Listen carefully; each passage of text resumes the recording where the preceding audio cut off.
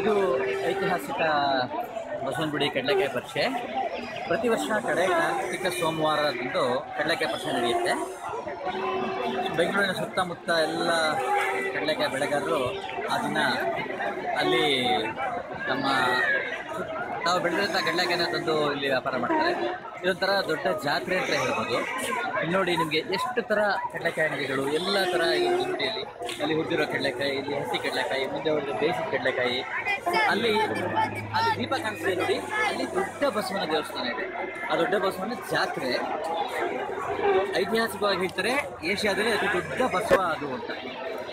ಹಾಗಾಗಿ ಆ ಬಸವನ ಜಾತ್ರೆಯಲ್ಲಿ ಅದ್ರ ಪಕ್ಕ ದೊಡ್ಡ ಗಣೇಶನ ದೇವಸ್ಥಾನ ಕೂಡ ಇದೆ. ಪ್ರತಿ ವರ್ಷ ಕಡೆ ಕಾರ್ತಿಕ ಸೋಮವಾರದಂದು ಕಡಲೆಕಾಯಿ ಪರಿಷೆ ಆಗುತ್ತೆ. ನೋಡಿ, ಕಡಲೆಕಾಯಿ ಬನ್ನಿ, ತಿನ್ನಿ, ತಂದು ಆನಂದ ಪಡಿ. ಧನ್ಯವಾದ.